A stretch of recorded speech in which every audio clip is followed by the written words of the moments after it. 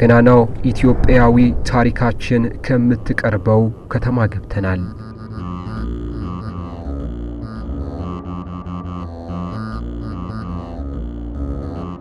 በቀደመ እሷነቷ ላይ የሰራችውን መልከ ብዙ ባለቀለም የጀግንነትና የዕደ ጥበብ ታሪክን ፍለጋ ልንዳስስ ቃላትን መገለጫዎቹ ከማያደርገው የኋላ ማንነቷ አንዱን ሰበዝመዘን ልናሳያችሁ በብረታ ጉልበት ምዕራብ ኢትዮጵያ ፒኮሮማ ትንሿ ሮማ ጅማ ገብተናል።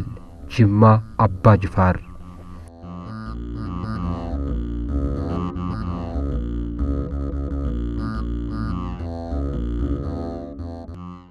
ጅማ የተቆረቆረችው በ1880 ዓመተ ምህረት ገደማ እንደሆነ ይነገርለታል። እንደ ኤሮፓያን አቆጣጠር 1950ዎቹ አካባቢ የነበረው የታሪክ ተመራማሪ ሄርበርት ሊውስ የምዕራብና ደቡብ ኢትዮጵያ አንጋፋ የገበያ ማዕከል ሲል ጅማን ይገልጻታል።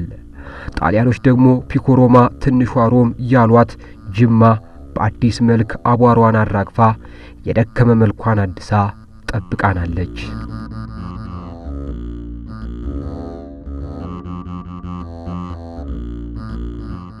እንደ ታሪክ ባለሙያዎች ገለጻ በ18ኛው መቶ ክፍለ ዘመን በገዳ ስርዓት ሲመራ የነበረው የሜጫ ኦሮሞን ቅደም ተከተል ይዘው የመጡት የዘር ሐረጋቸው ከዲጎ ጃርሶ ሜጫ ሰዴቻ የሚመዘዘው ንጉስ አባ ጅፋር የተባሉት የወቅቱ ገዢ የታሪካችን መዳረሻ ድልድይ ናቸው። ጅማና አባ ጅፋር መለየት የማይችሉ የታሪክ ውህድ ሆነው ዘልቀዋል።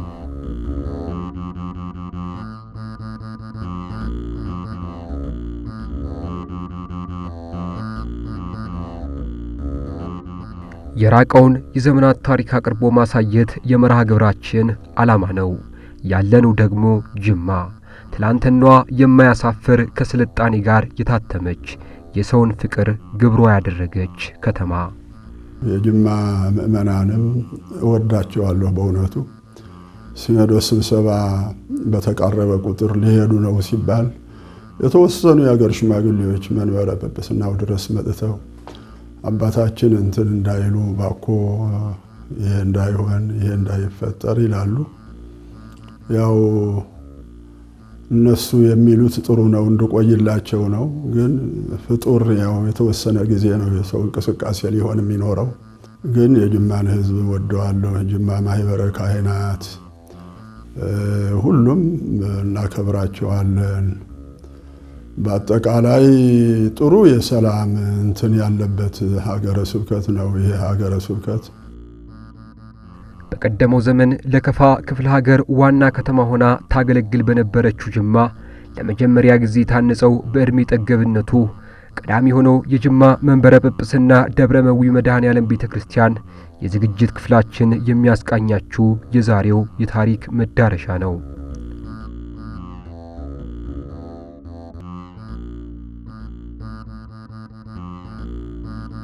ከ1922 ዓመተ ምህረት በፊት በጅማ ምንም አይነት ቤተክርስቲያን ባለመኖሩ ምክንያት በወቅቱ የነበሩ ኦርቶዶክሳውያን ሥርዓት አምልኳቸውን የሚፈጽሙበት ልጆቻቸውን ክርስትና የሚያስነሱበት ደብር ባለመኖሩ ለቀብርም ሆነ ለሌሎች አገልግሎቶች ረጅም ርቀት ሊሙኮሶ ማርያምና አቡነ ተክለ ሃይማኖት ቤተክርስቲያን ድረስ በእግር መጓዝ ግዴታቸው ነበር።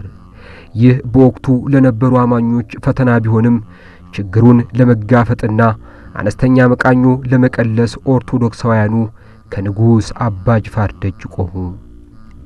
ጅማ ከተማው ላይ የኦርቶዶክስ ቤተክርስቲያን እምነት ተከታዮች ቁጥር እየበረከተ ሲመጣ በወቅቱ ለነበሩት ለጅማው ንጉስ አባ ጅፋር አማኞቹ የቀብር ቦታ ለልጆቻችን ክርስትና ለትምህርት ለመሳሰሉት ችግር ስለገጠመን ቤተክርስቲያን እንዲቋቋምልን ይፍቀዱልን ብለው ጠየቋቸው። ይሄን ጥያቄ ደጋግመው ስላቀረቡ አንድ ቤተክርስቲያን ንጉስ አባ ጅፋር ፈቀዱ እና 1922 ዓመተ ምህረት ነው እና በወቅቱ አፄ ኃይለ ሥላሴ አልጋ ወራሽ ነበሩ። ሁለቱ መንግስታት በማዕከላዊ መንግስትና የጅማው ንጉስ ባደረጉት መግባባትና መቀራረብ ሐምሌ 7 ቀን 1922 ዓመተ ምህረት ጽላቱን ይዘው 17 አገልጋዮች ወደ ጅማ ተንቀሳቀሱ። በዚህ ውስጥ 5 ቄስ፣ 4ቱ ቀዳሽ፣ አንዱ መስተብቆ፣ 5 6 ዲያቆን፣ 2 ደብተራዎች፣ 1 መርጌታ እና ሌሎች ቀራፊ፣ ደዋይ እንደዚህ የተባሉት በድምሩ 17 ሰው መጣ። በተሰጣቸው አንድ ጋሻ መሬት ላይ አሁን ዙሪያው ቤተክርስቲያኑ ዙሪያ ባለው ለቤተክርስቲያኑ ቦታ፣ ለቀብር ቦታ እና ለመሳሰሉት ከቀነሱ በኋላ ቀሪውን ለ17 አከፋፍለው በዛ እየተጠቀሙ ቤተክርስቲያኑ ሲያገለግሉ ኖረዋል።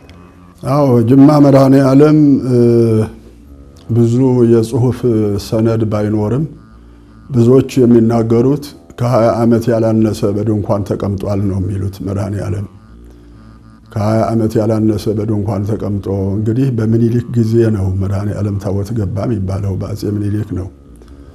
አሁን ቤተክርስቲያኑ የምናየው በ23 ዓመተ ምህረት ቤተክርስቲያኑ እንደተሰራ አጼ ኃይለ ሥላሴ እንዳሰሩት ነው የሚነግረን።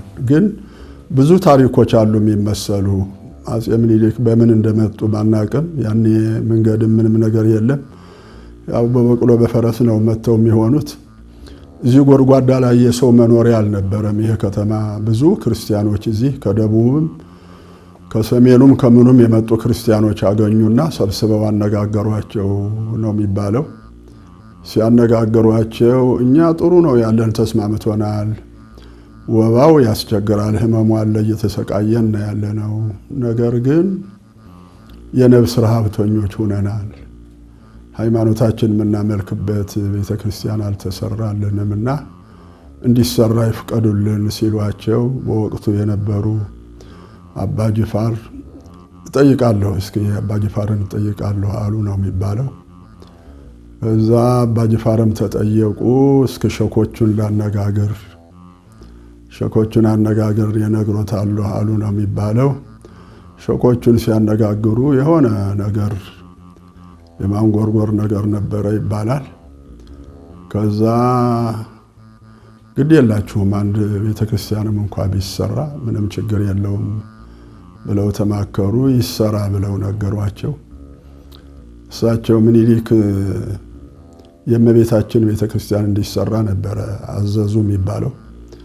እመቤታችን በጣም ይወዱ ስለነበረ እመቤታችንን ህይወታቸው ስለነበረች በጣም እመቤታችን አድርጉልኝ ብለው ነበረ ይባላል። የሆነ ሆኖ መድኃኔዓለም የተወሰኑ ካህናት እዚህ ከመሃል ሀገር መድኃኔዓለም ታቦት ይዘው መጥተው በድንኳን እንደቆዩ ነው የሚነገረው። ግን የጽሁፍ ሰነድ ብዙ የለውም። ንጉሥ አባ ጅፋርም በጅማ የሚኖሩ ክርስቲያኖች ሥርዓት አምልኳቸውን የሚፈጽሙበት ቤተክርስቲያን ባለመኖሩ እንግልታቸውን አይተው በማዘናቸው ለማዕከላዊ መንግስት በእምነታቸው መሰረት ታቦትና አገልጋይ ካህን እንዲላክላቸው ሲሉ በወቅቱ ለነበሩት ገዢ መልእክት ላኩ።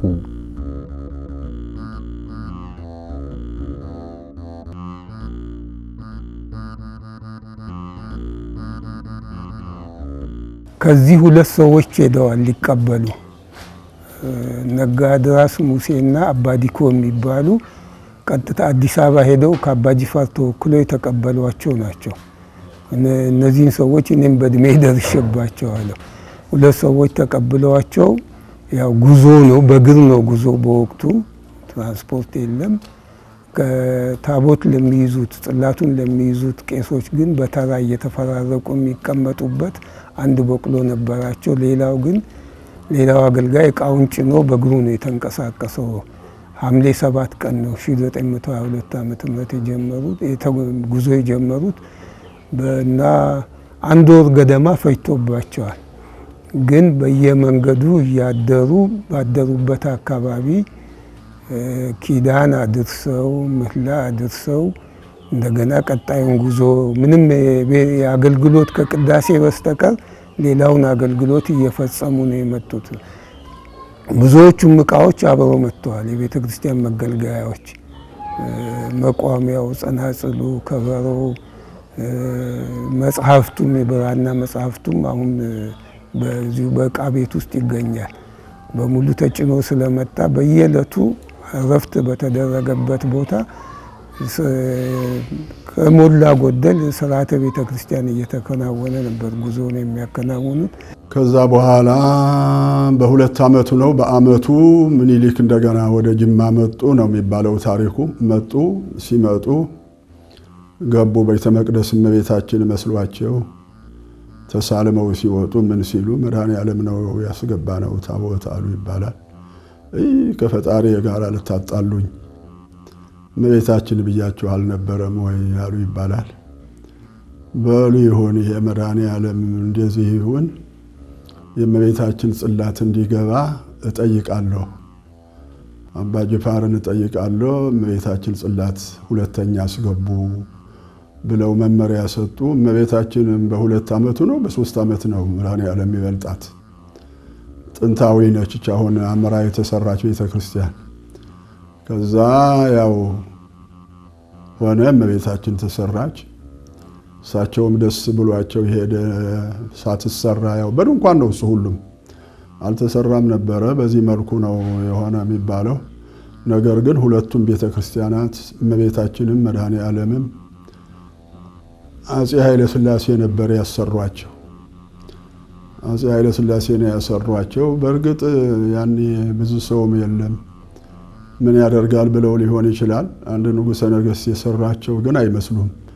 ሰፋ ተደርጎ መሰራት ነበረባቸው አይደሉም። በዚህ መልኩ የእመቤታችንም የመድኃኔዓለምም ቤተክርስቲያን ደጃዝማች ፀሐይ እንቆ ሥላሴ የሚባሉ ነበሩ። ይሄ ጅማ ከፋ ክፍለ ሀገር ነበር የሚባለው ያኔ። የከፋ ዋና ከተማ ጅማ ነው። ጅማ ክፍለ ሀገር ነበረ። ማነው ከፋ ክፍለ ሀገር ነበረ የሚባለው። የከፋ ክፍለ ሀገር ገዢ ሆነው ደጃዝማች ፀሐይ እንቆ ሥላሴ በጣም አማኝ እንደነበሩ ነው የሚነገረው። በጣም አማኝ ነበሩ። መመሪያ ሲሰጡ አዘው ለጠቅላላ ለበላይም ለበታችም ያሉ አዘው ከ10 ሄክታር በታች ቤተክርስቲያን እንዳትተክሉ 10 ሄክታር መሬት ነው ለአንድ አዲስ ቤተክርስቲያን ማሰሪያ መሆን ያለበት ብለው አሁን በጅማ አብያተ ክርስቲያናት ሰፋፊ አብያተ ክርስቲያናት መሬት አላቸው። መሬታቸው አጸዳቸውም ራሱ ቡና ነው። ያው እሳቸው መልካምና ቀና ንጉስ እንደሆኑ ይነገርላቸዋል በዚህ በጅማ ላይና ስለዚህ ለክርስቲያኑም ለእስላሙም ዘርም ቋንቋም ሳይለዩ ይገዙ የነበሩ መሪ እንደነበሩ ይናገራሉ አባቶቻችን። እሳቸውም ያን የክርስቲያኑን የህዝብ ክርስቲያኑን ጥያቄ ተቀብለው ይተከለላቸው ክርስቲያኖችም ቤተክርስቲያን አግኝተው መገልገል አለባቸው የሚል መልካም ፈቃደኝነታቸውን እንደገለጹ ነው የሚናገሩት። ከማዕከላዊ መንግስት ወደ ጅማ የተላኩት አገልጋዮች ከአንድ ወር አርካሚ ጉዞ በኋላ በ1922 ዓመተ ምህረት ሐምሌ 15 ቀን ጅማ ሲገቡ መንደር አሊሙ የሚባል ሰፈር አረፉ።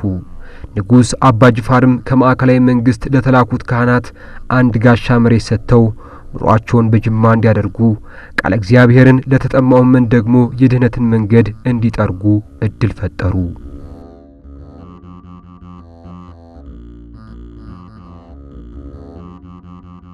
የወቅቱ የጅማ ክርስቲያኖች ለዘመናት የናፈቁትን የቅዳሴ ድምጽ ቃለ እግዚአብሔር አጣጥመው ሳይጨርሱ ሌላ ችግር ተፈጠረ።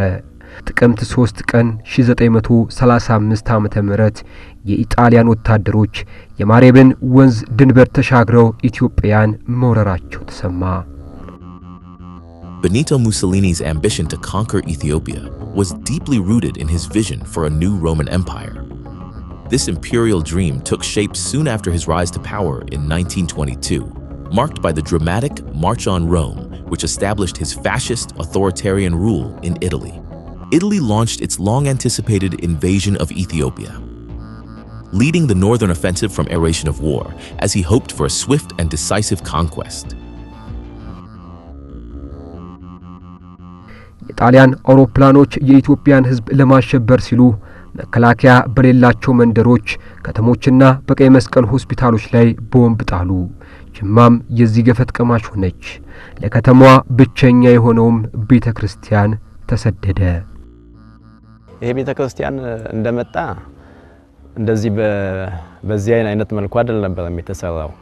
ማለት በሳር ቤት ጎጆ ላይ ነው የነበረውና በዛች ሳር ቤት ጎጆ ላይ ጣሊያን በነበረ ሰዓት ላይ ታቦቱ ከቦታው ሸሽቷል ማለት ተሰዷል ማለት ሩቅም ባይሆን እዚህ ደብረ ሳህል ቅዱስ ሚካኤል የነበረበት አካባቢ ላይ በመጠለያነት ለጊዜው እዛ ሲያርፍ እዚህ ቤተክርስቲያኑን ደግሞ የጣሊያን መንግስት መጋዘን ነበር ቤተክርስቲያኑን ያደረገውና በቤተክርስቲያኑ ላይም እንደው አገልጋዮችንም ሲያንገላታ ግፍም ሲፈጽምበት ነበር የነበረውና የደረሰበት አደጋ ጉዳት ሳይሆን ቤተክርስቲያኑን ወደ መጋዘንነት ነው የቀየረው። እንግዲህ ጠላት እንደገባ መጀመሪያውን ሲሉ የሰማሁት ቤተክርስቲያኑን ለመድፈር የተወሰኑ ተነሳስተው የመጡ ግለሰቦች ነበሩ። ግን የዛው ቤተክርስቲያኑ አገልጋዮችና አንዳንድ ፈቃደኛ ሰዎች ተገኝተው መልሰዋቸዋል። ከመልሰዋቸው ያው አልተቋረጠም፣ አገልግሎቱ እንደቀጠለ ነበር።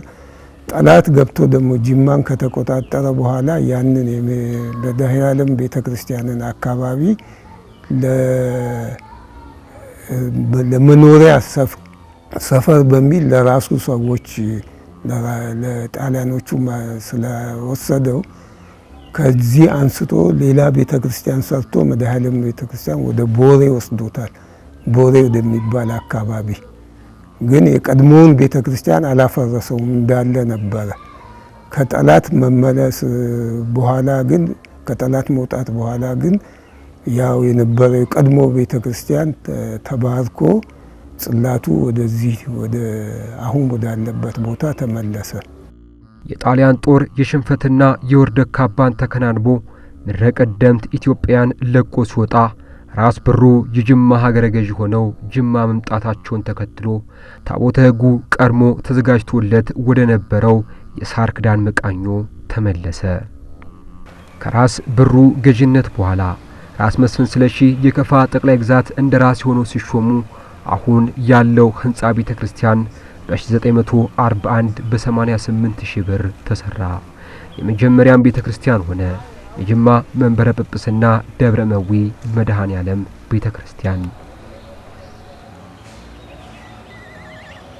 አሁን ጅማ ከ20 በላይ አብያተ ክርስቲያናት ገብቷል ከተማው። አሁን ለኔ የቆዩኝ 6 አብያተ ክርስቲያናት ነበሩ መድኃኔዓለምን ጨምሮ። ከ6 አብያተ ክርስቲያናት አሁን በዚህ 20 ምናምን ዓመት ውስጥ ወደ 20 ምናምን አብያተ ክርስቲያናት ገብተዋል። በጣም ልዩ ነው የሚታየው። ያኔ መታችሁ ብትቀርጹ ኑሮ ጥሩ ነበረ። ጥምቀት ነበረ። ማጋነን እንዳይሆንባችሁ ነው እንጂ ከጃል ሜዳም ይበልጣል ነው የምንለው በዓሉ። እዚህ ሌላ እምነት ተከታይ ያለም አይመስልም በጥምቀት እና እንደዛ ተከብሯል። ወደ ሌላው ነው የወሰድኳችሁ። መድኃኔዓለም በዚሁ መልኩ ነው የሆነው። መድኃኔዓለም ለሁሉም እንትን ነው። ደግሞ በወቅቱ የነበሩ አባቶችም አገልጋዮች እንደ አሁኑ ዘመን ዝም ብለን የኔ የሚሉ ዝም ብሎ ጠባብነት አልነበራቸውም። በየገጠሩ አብያተ ክርስቲያናት ስንሄድ አሁን መስቀሉ ምኑ ከጅማ መድኃኔዓለም የተሰጠ የሚል እናገኛለን። ብዙ አብያተ ክርስቲያናት አቋቁመዋል ደብሩ አሁን። ስለዚህ እመቤታችንም ተሰራች፣ ሚካኤልም በተሻለ መልኩ ሆነ። እንዲያው ራሱ ለቀኖናችንም መድኃኔዓለም በዚህ ጎጆ እንዴት እናስቀምጠዋለን፣ መድኃኔዓለም አብልጠን መስራት አለብን የሚል ቅስቀሳ ቀስቅሰን ህዝቡ ተሰልፏል። መድኃኔዓለም ለመገንባት የጊዜ ገደብም አስቀምጧል። 6 ዓመት በ6 ዓመት ሰርተን እናስመርቃለን ብለው በዚህ መልኩ ነው። መድኃኔዓለም መስራች ነው፣ ለጅማ ከተማ መስራች ነው። መንበረ ጵጵስናም ነው። እንደገና የብፁዕ አቡነ ጎርጎርዮስ የመጀመሪያው ጎርጎርዮስ ሊቀ ጳጳስ አጽማቸው ያረፈበት ጅማ መድኃኔዓለም ቤተ መቅደስ ነው ያለው አጽማቸው። ታሪካዊ ቦታ ነው። ለጅማ ትልቅ እንትን ነውና በዚህ መልኩ ነው የሆነው። እንግዲህ ህንጻ ቤተክርስቲያኑ ቀደም ያልኩ መጀመሪያ የተሰራው ቤተክርስቲያን ሳይፈርስ ነው ተመልሰው የገቡት ተባርኩ። ግን ታይቶ ይሄ ነገር ቤተክርስቲያኑ አነስ ያለና የምእመኑን ቁጥር እየበዛ ስለመጣ ሰፊ ቤተክርስቲያን መሰራት አለበት በሚል ከመንግስት ስለተፈቀደ በራስ መስፍን ስለሺ አማካኝነት ይሄ ቤተክርስቲያን ለተቋራጭ ተሰርቶ በጥቅሉ መንግስት 80 ሺህ ብር ከቤተክርስቲያኑ ደግሞ አንዳንድ ገቢዎች ከተቀማጭ ገንዘብ 8 ሺህ ብር ተጨምሮ 88 ሺህ ብር ነው 88 ሺህ ብር ነው የፈጀው ሲሉ ሰማለሁ ነው በወቅቱ። ቤተክርስቲያኑ የመጀመሪያ ስለሆነ ብዙ ቅርሶች አሉት። አፄ ኃይለ ሥላሴ በእጃቸው አምጥተው የሰጡት ጥላ በራሱ አለ። ግርማዊ ቀዳማዊ ኃይለ ሥላሴ የሚል ራሱ የተቀረጸ አለ። ቃጭሎች አሉ፣ መስቀሎች አሉት። ብዙ የቅርስ ታሪክ አለው ቤተክርስቲያኑ። ዕቃ ቤት ንብረት ክፍል ተብሎ ባለበት ቦታ ላይ አለ። ብፁዕ አባታችን አቡነ እስጢፋኖስ የሚሉት ነገር አለ። አብዛኛው ወደ ገጠር ቤተክርስቲያን ላይ በሚጓዙ ጉዞ በሚሄዱ ሰዓት ላይ የሚያገኙት የጅማ ደብረ ወይ መድኃኔዓለም የሚል መስቀል ነው የሚያገኙት። ሁሉም የሚገኘው የጅማ ደብረ ወይ መድኃኔዓለም ነውና ይሄ ቤተክርስቲያን እንደቀደምትነቱ ለራሱ ብቻ አይደለም የነበረውን ቅርስ ሁሉ እንደውም ያላችሁን ስጡ በሚለው ወሳቸው ገጠር ቤተክርስቲያን መረዳት አለበት ይላሉና የበፊት አባቶች አይሰስቱም።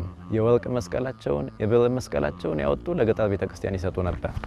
ያም በጽሁፍ ተቀምጦ እንደሚገኝና በየገጠር ቤተክርስቲያን ሲሰጥ የነበረ ቤተክርስቲያን ነውና አሁንም በቅርስነቱ አለ። በአብዛኛው በገጠሩም ዙሪያ በተቋቋሙት ቤተክርስቲያኖች ከጅማ መድኃኔዓለም ዲያቆን፣ ቄስ ፈረቃው ያልሆነ ሰሞነኛ ያልሆነው ሌሎች ጋር ሄዶ ያገለግል ነበር። ለጥምቀት ታቦት በማውጣት ለትንሳኤ በመቀደስ ፍልሰታን እስከ አበልቲ ኪዳነ ምሕረት ድረስ የጅማ ዲያቆናት ናቸው ሄደው ቄሶች ናቸው እየተቀባበሉ ተራ የሌላቸው ሄደው ክፍት በሆነው ቦታ ላይ አገልግለው ይመጡ የነበሩ አንዳንድ እቃዎች ሁሉ የቤተ ክርስቲያኑ መገልገያ እቃዎች ከመድኃኔዓለም እየወጡ ይሰጡ ነበር። መጎናጸፊያ፣ አልባሳት፣ መስቀሎች እነዚህ ሁሉ ደብረመዊ መድኃኔዓለም የሚል በነበሩት ውስጥ ይገኛል። አሁንም እና ቤተ ክርስቲያኑ በሰውም አገልግሎት በንብረትም ብዙ ረድተዋል ለማለት ፈልጌ ነው። በጅማ ሀገረ ስብከት እስካሁን ድረስ 8 ሊቃነ ጳጳሳት የተሾሙ ሲሆን ለመጀመሪያ ጊዜ ጅማን በሊቀ ጳጳስነት ከ882 እስከ 958 ዓመተ ምህረት ያስተዳደሩት አቡነ ጎርጎርዮስ ቀዳማዊ ሲሆኑ ለጅማ ሀገረ ስብከት ካላቸው ፍቅር የተነሳ ሥርዓተ ቀብራቸውም የተፈጸመው በዚሁ በደብረ መዊ መድኃኔዓለም ቤተክርስቲያን ነው።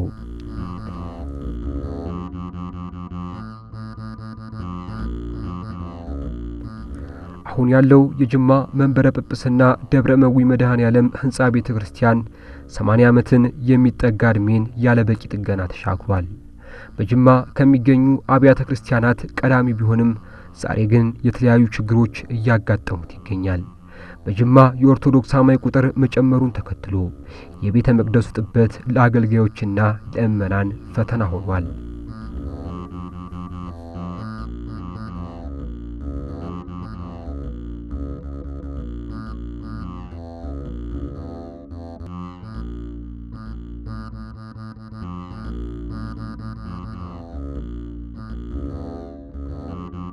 በዛን ሰዓት በ1941 ዓመተ ምህረት የቤተ ክርስቲያን ተሰራ ስንል የምእመናን ቁጥር ዛሬ ላይ እንዳለው አይነት አይደለም።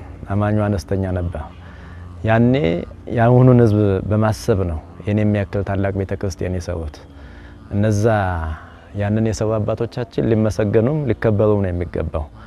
በወቅቱ ላይ ሆነ ታላላቅ ቤተ ክርስቲያን ገብቶ ካቴድራል ሆኖ ተሰሩ ነው እንጂ እንደ ጅማ ትልቅ የምንለው ቤተ ክርስቲያን ሰፊ ህዝብ ይዛል የምንለው ይሄን ቤተ ክርስቲያን ነበር። አሁን ላይ ግን እሁድ ዕለት ቆራቢ ለማቅረብ በጣም የጠበበበት አንዳንዴ አገልጋይ አባቶች እንደ መንበር ጵጵስናነቱ ጳጳሳትም ዘማሪያንም መምህራንም ከአዲስ አበባም ይሁን ከጠቅላይ ቤተ ክህነት በሚመጡ ሰዓት ላይ መቅደሱ በጣም ጠባብ ስለሆነ ቤተ ክርስቲያኑ ደግሞ በጣም ተፋፍኖ ሰውም ማለት እንዲህ ማንቀሳቀስ አልቻለም። በጣም የጠበበ ነበር ለቆራቢዎችም።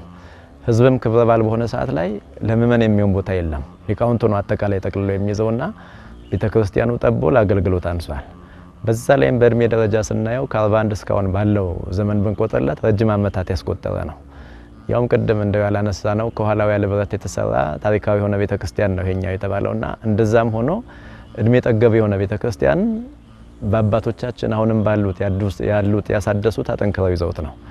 አንደኛ እርጅናም አለበት እየፈረሰ ነው እያፈሰሰ ነው። ሁለተኛም ጥበት ስላለበት የህዝቡም ጥያቄ ነው። ብፁዕ አባታችንም መልካም ፈቃዳቸው ሆኖ አዲስ ቤተክርስቲያን እንዲሰራ ጀምረናል። ቤተክርስቲያኑ አንተው እንዳልከው ረጅም ዓመት ያገለገለ ነው። በአባቶቻችን የተሰራ ነው። በአገልግሎት ከ100 ዓመት በላይ ሲያገለግል ቆይቷል። አሁን የህዝብ መጨመሩን የምእመኑን ቁጥር መጨመርን እንደገና ደግሞ መንበረ ጵጵስና እንደመሆኑ መጠን ክህነት የሚሰጥበት ትልልቅ አገልግሎቶች የሚሰጡበት ደብር በመሆኑ ለአገልግሎቱ በቂ የሆነ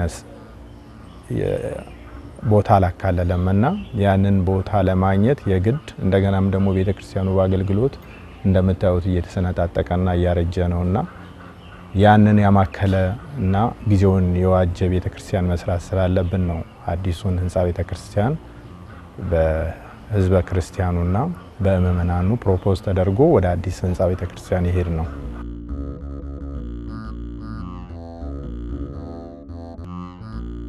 የዚህን ደብር ታሪካዊነት ብሎም መንበረ ጵጵስና እንደመሆኑ መጠን ክብሩና የደብሩን ታላቅነት የሚገልጽ አዲስ ቤተ መቅደስ ለመስራት ኮሚቴ ተቋቁሞ ወደ ስራ ገብቷል። አዎ እንግዲህ ከሁሉም በላይ አምላካችን የመድኃኔ ዓለም ቤተ መቅደስ ነው የሚሰራው። ምእመናን በአገር ውስጥም በውጩም ዓለም በተለያየ መልኩ ያሉ የተዋህዶ ልጆች ለዚህ ቤተ ክርስቲያን እንዲረባረቡ ያስፈልጋል።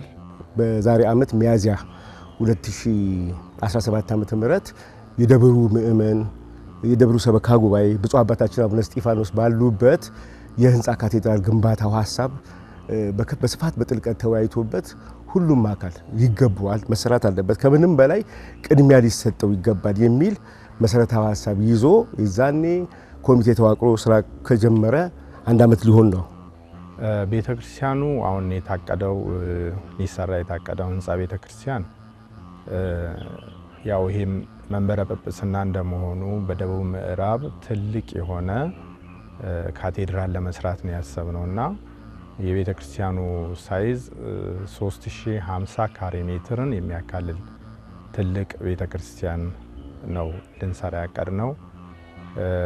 ቤተክርስቲያኑ ቅኔ ማህሌቱን የውስጥ ክፍሎቹን በተመለከተ አሁን ቅኔ ማህሌቱ 1392 ካሬ ነው ያሰብነው የቅኔ ማህሌቱን። ቅድስቱ 114 ካሬ ሜትር ላይ ያርፋል። መቅደሱ 140 ካሬ ሜትር ላይ ያርፋል። ቤተክርስቲያኑ 5 ጉልላቶች ያሉት ሲሆን 4ቱ ጉልላቶች የሐዋርያትን ምሳሌ ትልቁና የመሃሉ ደግሞ 5ኛው ጉልላት የክርስቶስን ምሳሌ የሚያደርግ አድርገን ነው ታስቦ እየተሰራ ያለው ሊሰራ የታቀደው ማለት ነው። እና እንግዲህ ያው ዘመኑን የዋጀ ትልቅ ቤተክርስቲያን ይሆናል ብለን አስበን ነው እየተንቀሳቀስን ያለ ነው። በዚህ ሂደት ውስጥ ትልቁ ነገሮች ለመናገር ከሆነ የታሰበው ትልቅ ህንጻ ካቴድራል ግንባታ ሊገነባ ወደ 3050 ካሬ ሜትር ስፋት ያለው አጠቃላይ ኤስቲሜሽን ኮስቱ ወይንም ደግሞ ህንጻ ግንባታው ይፈጃል ተብሎ የሚታሰበው ወጪ 1.1 ቢሊዮን ብር አካባቢ ነው እና ይሄ ነገር በጅማ ምእመናን አቅም እንዴት ሊሰራ ታቅዷል የሚለው ጥያቄ ነው እየቀረበ ያለው። ብዙ ጊዜ እውነት ለመናገር ከሆነ ብፁዕ አባታችን አቡነ እስጢፋኖስ የመንበረ ጵጵስና የሀገረ ስብከቱ ህንጻ ሁለገብ ህንጻ ሲያስገነቡ ጀምሮ ብዙ ጊዜ የሚናገሩት ነገር አለ።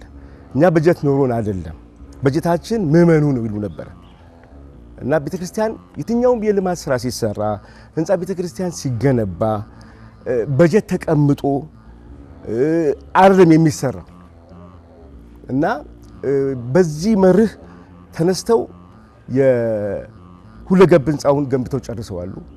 ብዙ ቤተክርስቲያን ተሰርተዋል። እመቤታችን ቅድስት ድንግል ማርያም ደብረ ኤፍራታ ተሰርታለች። አለን ደብረ ገነት ቅዱስ ጊዮርጊስ ተሰርተዋል። ይሄ ሁሉ ሲሆን ትናንሾቹን ሳልቆጥርልን እመቤታችን 2016 ጥር 21 ነው የተመረቀችው። እስከ 130 ሚሊዮን ብር ያወጣ ትልቅ ካቴድራል ነው የተገነባ። ይሄ ሁሉ ሲሆን ግን እንዳጋጣሚ ሆኖ እዛ ሰበካ ጉባኤ ነበር ህንጻው ቤተክርስቲያኑ ግንባታው ሲጀመርና ማህበረ ቅዱሳን ነው ዲዛይኑን የሰራው። ያ ስራ በሚሰራበት ሰዓት በጀት ኖሮ አይደለም። መብራን እሷ ረድታን መድኃኔዓለም አግዞን ህዝቡ ቤተክርስቲያን መስራት በጣም ፍቅር አለው እና በአቅም ሳይሆን በትንሹ ነዳያኗ ትንሽ ከለመነችው ከምንም እያመጣች ነው ቤተክርስቲያኑ ተገንብቶ በአሁኑ ሰዓት በሙሉ አቅሙ አገልግሎት እየሰጠ ይገኛል። እና አሁን በጀት ተቀምጦ አይደለም እና ደብሩ ግን ይገባዋል። አንደኛ ጥንታዊ ነው፣ ሁለት መንበረ ጵጵስና ነው። ከዛሬ 100 ምናምን ዓመት በፊት የሚሰጠው አገልግሎት የህዝብ ብዛትና አሁን ያለው የህዝብ ብዛት አንድ አይደለም። ክህነት ይሰጥበታል። የህዝብ ቁጥር በከፍተኛ ሁኔታ ጨምሯል። ስለዚህ ዘመኑን የሚመጥን ደብሩን መንበረ ጵጵስናውን የሚመጥን ህንጻ ካቴድራል መገንባት አለበት። መሰረታዊ ሐሳብ ነው። የአካባቢው ምንም የጅማ ህዝብ ምንም ሐሳብ ነው።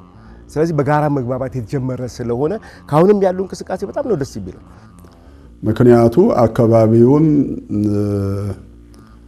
የኦርቶዶክስ እምነት ተከታዮች ያነሰበት ሌላ እምነት ተከታይ የበዛበት አካባቢ ነውና አቅሞም ከውጭም ከሀገር ውስጥም ድንበር ሳይለዩ ካልተረባረቡ ግዙፍ ቤተክርስቲያን ነው የሚሰራው። ዲዛይኑም እናንተ ጋር ነው የተሰራው ይታወቃል። መረባረብ እንዲረባረብ ነው አደራ የምንለው። ልዩ ምክንያት ሳይሰጥ በእርግጥ ጊዜው ከባድ ነው። የዕለት ጉርስም በልቶ ለማደር ኑሮ ውድነቱ ከባድ እንደሆነ ይገባናል። ግን እኛ አቅም የለንም፣ ሐሳቡም የለንም ቤተክርስቲያን እንሰራለን ብለን መድኃኔዓለም በራሱ ወዘንበሌ የሰአል ወዘትክሉ ያለኔ ፈቃድ ምንም ነገር ማድረግ አትችሉም ብሎናል። የሱ ፈቃዱ ሆኖ ጳጳሱም አሰራለሁ ብለው ተነሳስተዋል።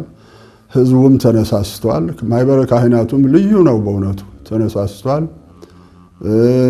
መንግስት ራሱ በመንግስት ሰዎችም እንኳ ከንቲባው ነግረዋችሁ ሊሆን ይችላል ከ300,000 ብር በላይ ነው ዶዞሩም እንትኑም በነፃ ሰጥተው ነዳጅ ከ300,000 ብር በላይ ተከፍሎ ነው የጸዳው ቦታው። ስለዚህ ይሄ ትልቅ ተስፋ ነው ያለው። በአዲስ መልክ ሊሰራ የታሰበው ቤተክርስቲያን በግዝፈቱ ከአገረ ስብከቱ ቀዳሚ እንደሚሆን ታምኖበታል። በስቃይና በብዙ መከራ መሃል ተሻግሮ እዚህ የደረሰውን ለጅማ ማህበረሰብ ውለታ የዋለውን የዚህን ደብር ህንጻ ማነጽ የሃይማኖትና የማንነት ጥያቄ ሳይሆን ታሪክን የማሻገር ጉዳይ ነው። ህንጻ ቤተክርስቲያኑ ጠቅላላ ይጨርሳል ብለን ታሳቢ አድርገን የተነሳ ነው 1.1 ቢሊዮን ብር አካባቢ ነው። ያው አሁን የተያዘ እቅድ ነው። ፍጻሜውንም በ5 ዓመት ውስጥ አጠናቀን ወደ ስራ እንገባለን ብለን ነው አቅደን የተንቀሳቀስን ያለ ነው። ያው የጊዜውን የዋጋ ግሽፈት ወጣ ወረዶች ሊኖሩ ይችላሉና ያው ዋጋው አሁን እንደመነሻ ነው 1.1 ቢሊዮን ብሩ ያወጣል ብለን የተነሳን ያለ ነው። እንደነገሩኝ ከንቲባውም እኛ በከተማችን ዝም ብሎ ዝባዝንኬ የሆነ ነገር እንዲኖር አንፈልግም። የተሻለ ነገር ቢሰራ የጅማን እድገት የሚያሳይ እንዲሆን ነው ጥረት የምናደርገው። እገዛ እናደርጋለን። ይሄ የመጀመሪያ እገዛችን ነው እንጂ የመጨረሻ አይደለም። እንረዳችኋለን በርቱ የሚል አባባል ነው ያለው። ስለዚህ ተነሳስተን እሱ ራሱ ባለቤቱ መድኃኔዓለም የፈቀደው ስለሆነ በእያንዳንዳችን ልቦና አድሮ እየቀሰቀሰው ነው ያለው። በተሻለ መልኩ ይሰራል ብለን 6 ዓመትም ጊዜ ላይ ወስድ ይችላል ብዬ ነው የማስበው እኔ በዚህ መልኩ። ምክንያቱ የህዝቡ ፍላጎት ህዝቡ የሚፈልገውን ነገር ስራ መስራት እግዚአብሔርም የሚፈልገው ነው። ብዙሃኑ የሚፈልጉት ስራ ከሆነ እግዚአብሔርም ይፈልገዋል። እግዚአብሔር ከኛ ከብዙሃኑ ጋር ነው ያለውና ተባብሮ ይሰራል ብዬ ነው የማስበው። ጥር 3 የመሰረት ድንጋይ በሚቀመጥበት ሰዓት ብዙዎች መጥተዋል። በሙያ በጉልበት በገንዘብ ለመርዳት ትልቅ እንቅስቃሴ ነው የተደረጉትና ይህን ሞራን ይዘን እግዚአብሔርን አጋዥ አድርገን እንሰራለን ብለን ነው የምናስበው። እና ሀብት አሰባሰብን ጉዳይ ስንመጣ ያው መጀመሪያም የነበረውን ትራዲሽናል መንገዶችን ተከትለን በሰንበት በወራዊ ክብረ በዓል በአመታዊ ክብረ በዓል በተለያዩ ቦታ እያነጠፍን ለምናለን፣ ህዝበ ክርስቲያኑን እናስተባብራለን። ከዛም ያው ሀገረ ስብከቱ ደብዳቤ ጽፎልን ስለታመነ ጅማ ላይ ባሉ ትላልቅ አድባራት ደብዳቤ ተጽፎ ተበትኗል። በየአመቱ ክብረ በዓል ላይ በአውደ ምሕረትም ውጭም እያነጠፍን ህዝበ ክርስቲያኑን እናስተባብራለን። ሌላው ይሄ እንኳን ትናንት የነበረ አካሄድ ነው፣ ብዙም ላያስኬደን ይችላል። አሁን በኦንላይን በቴሌግራም ቻናል ላይ ሁሌ በ27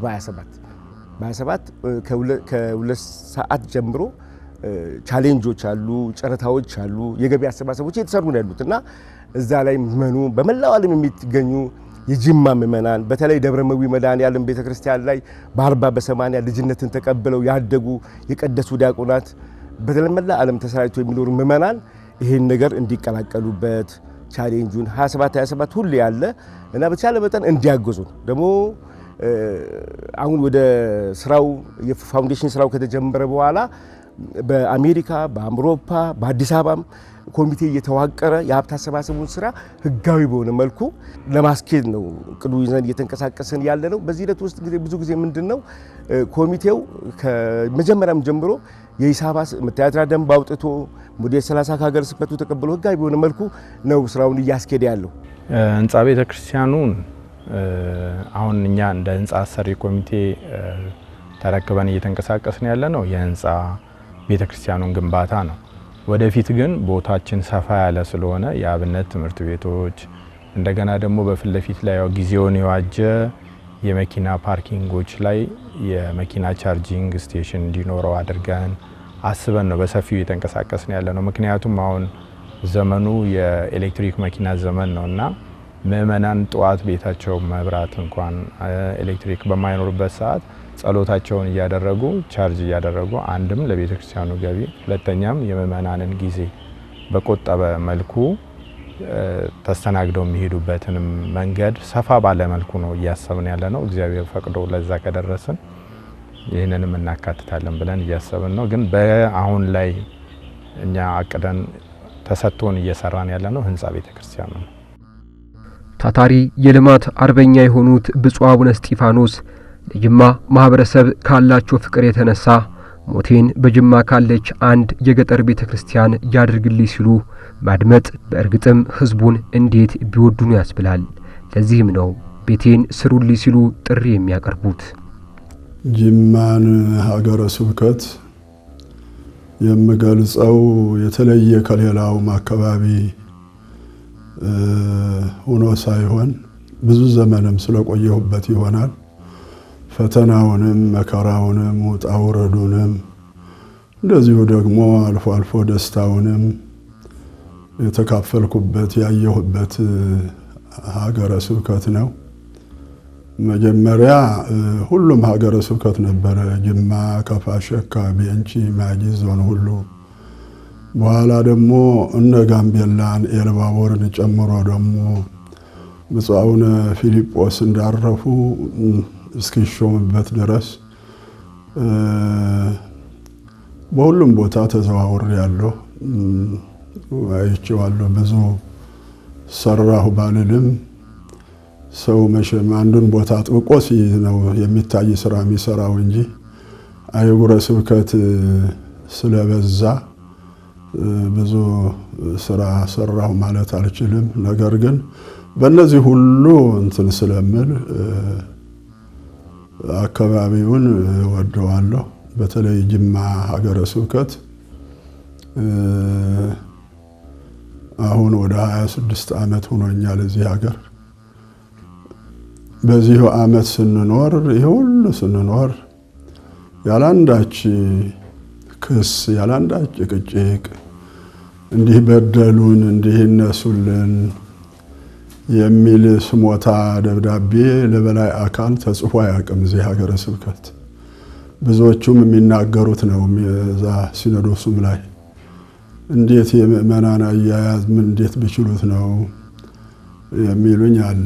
እኔ በመሰረቱ የሆነ ጭቅጭቅ ሁከት ምናምን ከተነሳ ሰጣ ገባ ሙግት ቅዱስ ሲኖዶስም ቀርቤ ነኝ አይደለሁም ስሜ ለማጥፋት ነው እንጂ አይደለሁም የሚለውን ሙግት አልወድም። እንደዚህ ያለ ጭቅጭቅ የሚነሳ ከሆነ ትቶ መሄድ ነው። በየመድረኩ የምናገረው ይሄ ነው። እኔ በህይወት እስካለሁ ድረስ የሆነ ነገር ዘመናት እድሜ የእግዚአብሔር ስጦታ ነውና የኖርኩ ከሆነ አንደበቴ እንትን እስኪል ድረስ ይዘጋ ድረስ ስራ መስራት ብዙ ጊዜ የምናገረው ስራ የማልሰራበት እድሜ አትስጠኝ። ዘመኑ ተመቻችቶልኝ ስራ መስራ ከሆነ ካለሁበትም ዘመን ስጠኝ ፈጣሪ። ስራ ማልሰራበት ዘመን ስራ ሳይሰራበት የባከነ ዘመን ስለሚያስወቅስ በከንቱ በዋዛ ፈዛዛ ዘመን ጊዜ ማለፍ የለበትም ስለሚያስወቅስ በዚሁ ነው ማምነው። እኔ አቅም በፈቀደ በተቻለ መጠን በልማቱ ዙሪያ እየተንቀሳቀስን ነው። የጅማ ምእመናንም እወዳቸዋለሁ በእውነቱ። ሀገር ሁሉ የሚኮራበትን ታሪክ በያዘችው ጅማ የሚገኘውን ይህን ቤተክርስቲያን መደገፍ ሌላ አዲስ ታሪክ መጻፍ ነው። በሀገር ውስጥም ከሀገር ውጭም ትንሽ በፋይናንስ የተሻለ አካባቢ ያለ የምንለው አሁን ዋናው ከተማችን አዲስ አበባ ነው። የአዲስ አበባ ገዳማትና አድባራትም እንዲተባበሩን ነው አደራ የምንለው። እንግዲህ ስራው ተሰርቶ በመናስበው መልኩ ስራው ተጠናቆ ተሰርቶ ለፍጻሜ በቅቶ ቅዳሴ ቤቱ ለማክበር ያውቃል። በ5 ዓመት ማጠናቀቅ አለብን። ምክንያቱም መራዘም የለበትም። እንደምታየው ቤተክርስቲያኑ አርጅቷል። አገልግሎቱም ውስን እየሆነ ነውና ሰፋ ባለ መልኩ አገልግሎቱን መስጠት እንዲችል በፍጥነት ጨርሰን ወደ አገልግሎቱ መሄድ ስላለብን እንግዲህ በመላው ዓለም የሚገኙ የደብረ መድኃኔዓለም ልጆች ከያሉበት ያቅማቸውን አሻራቸውን ምክንያቱም ይሄ ታላቅ ደብር ነው፣ በጅማ የመጀመሪያ ደብር ነው። አሻራቸውን አስቀምጠው እኔም እኮ በዚህ ዘመን እንዲያደረው ምክንያቱም አባቶቻችን ይሄን ሰርተው ሰጥተውናል። እስከዛሬ ተገልግለንበታል፣ እኛም ክርስትና ተነስተንበታል፣ እግዚአብሔርን አምልከንበታልና እነሱም ለሚቀጥለው ትውልድ ለልጆቻችን ይሄንን ቤተክርስቲያን ሰርተን ሰጥተናል ብለን እንድናስብ ሁሉም አሻራውን እንዲያስቀምጥ በዚህ አጋጣሚ አደራላለሁ በእግዚአብሔር ስም። ሌላው የህንጻ ሰሪ ኮሚቴ በ5 የተለያዩ ባንኮች አካውንት ከፍተዋል። አሃዱ ባንክ፣ ንግድ ባንክ፣ አቢሲኒያ ባንክና ህብረት ባንክ፣ አዋሽ ባንክ አካውንቶቹ አሉ እና በደብረ መድኃኔዓለም አካባቢ ተወልዳችሁ ያደጋችሁ አሁን ትልልቅ ደረጃ እግዚአብሔር ደግፏችሁ ያደረሷችሁ ምእመናን እንደገና በሌላ ደብርም የምትገኙ የጅማ ህዝበ ክርስቲያን በአዲስ አበባ በመላው ኢትዮጵያ ያላችሁ ኦርቶዶክሳውያን በሙሉ ይህን የተቀደሰ ስራ እንድታግዙ በመድኃኔዓለም ስም አደራችንን እናስተላልፋለን።